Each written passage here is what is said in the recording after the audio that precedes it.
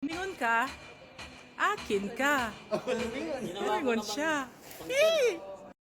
A beautiful, wonderful day to each and everyone. Welcome to the channel of Seed of Faith. I have decided to show to you one of our travels here in Saudi Arabia. For almost 9 years, I have found that KSA has much more to offer than the stereotype landscape of empty extents of sand dunes. Come with me so have a glimpse of one of the holiest places that we can see in the Gulf of Aqaba, just 15 kilometers north of the coastal town of Makna. Tayyib Al Ism is one of the magical natural wonders of the Kingdom of Saudi Arabia that takes visitors by surprise. And we were really surprised in the stunning beauty of this Valley of Moses. Exactly, my dear brothers and sisters. This location that you see is the exact location where the Red Sea split in order to liberate the slaves, the Israelites, from the Egyptian. How amazing, and we are so blessed indeed we are to have experienced this one of a kind experience in our whole life. It's really stunning. It's really breathtaking. Wherever your eyes fix, to the right, to the left. And when you approach the road that runs along this land, you can see the turquoise water and white beaches of the Gulf of Aqaba. And this is something that strikes people first. Besides, you could see that imposing shape of that 600-meter high granite massif of the Tayyib Al Ism, whose sharp edges fall into Gulf of Aqaba.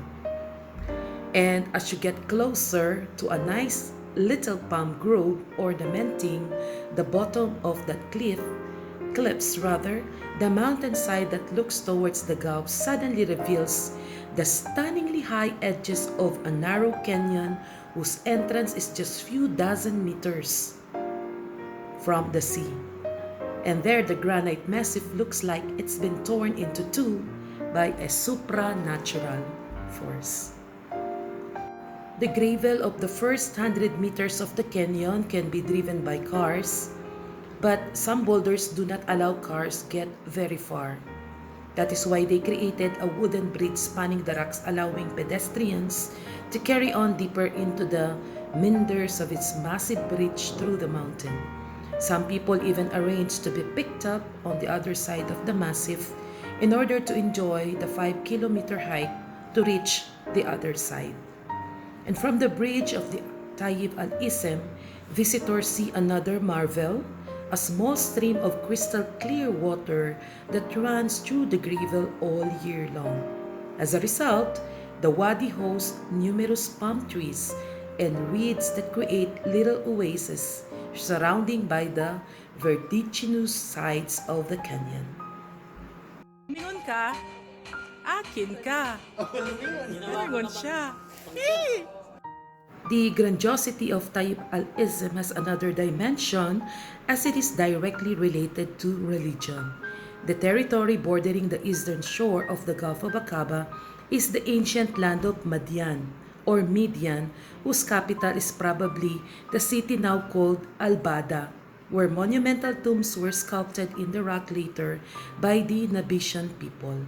Madian is the land where Moses spent 10 years in voluntary exile after fleeing from Egypt. And it is believed that when later Moses brought the people out of Egypt through the Red Sea, they reached the land of Madian at Tayyib Al Ism, the reason why it is called the Valley of Moses. And for the same reason, the wells of the nearby town of Makna are called the Wells of Moses. 2,000 years later. Welcome to Moses Well. Bir Saidani. Saidani. Ayun ang nagbubukal. Oo, baba tayo doon. Isaw-saw yung paa nyo. Ano daw yun eh. Natanggal man lang yung asmo ko.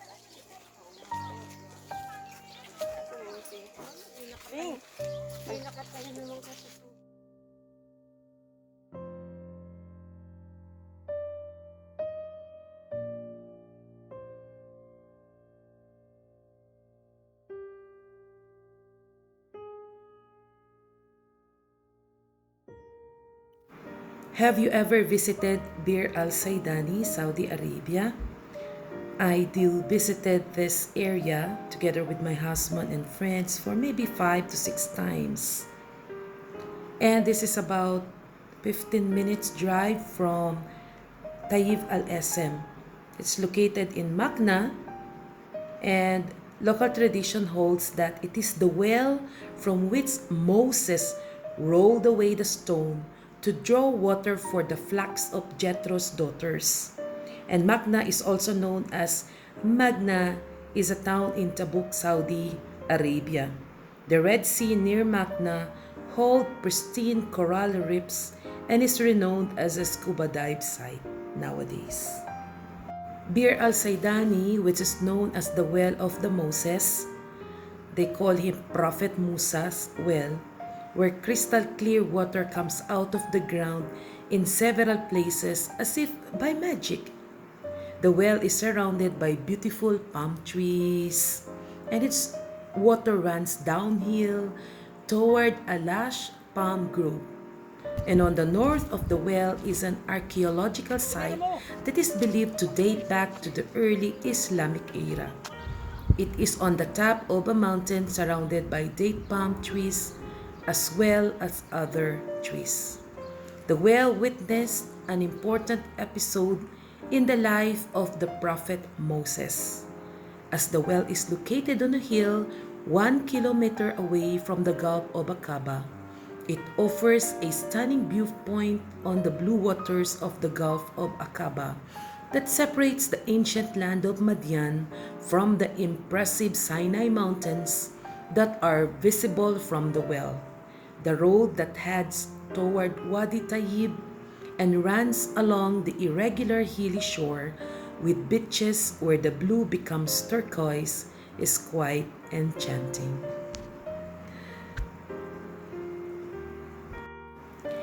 The natural scenes of Magna will captivate your heart as if you are witnessing mesmerizing pieces of painting from the creator of the universe. Now, experiencing by myself going down the hill towards the Moses well. Once in history, Moses stepped on the same ground where I have stepped on. And that feeling, oh my God, it's holy. Indeed, I am grateful that not in my wildest dream, I will be able to reach this holy place. And it just reminds me that in our life there will always be deserts, times of problems, times of tests of our faith and patience. But God is faithful.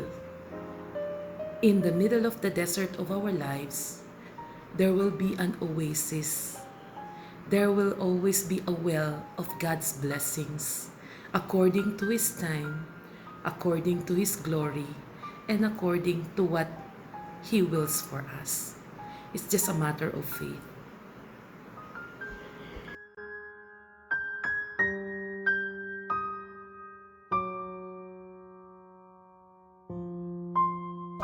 Oo, nagagalit sa ilalim eh. Sarap eh. Sige, kahit may buhangin, tapos ano lang natin tapos sa kwan. Oh, ito. Salain na lang. Yung damo, nag-green, no? Talagang ano siya, no? Nasibisyon. Wait lang, ma'am. So I went down to feel the water coming from the oasis, from that well, Ayun. and fetch bottles of that holy water. Pasuyo nga, ma'am. I'm going to Konti- bring konti this na lang. bottles of Pupuno na siya. water to the Philippines, especially to my brother-in-law, Thank you, thank you, whom I thank you, have thank prayed you. for.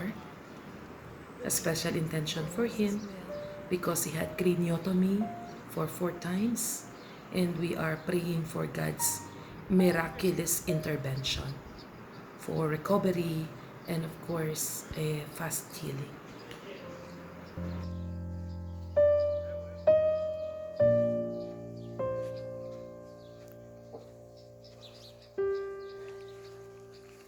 Parang special, ano? Special.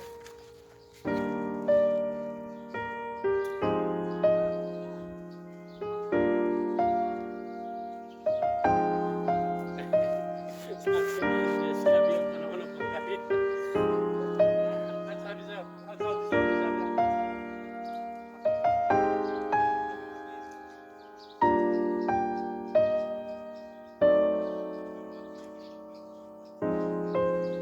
That in the middle of the desert there is an oasis of water. Oh, see? Oh, the explorer. Gusto niya maano talaga yung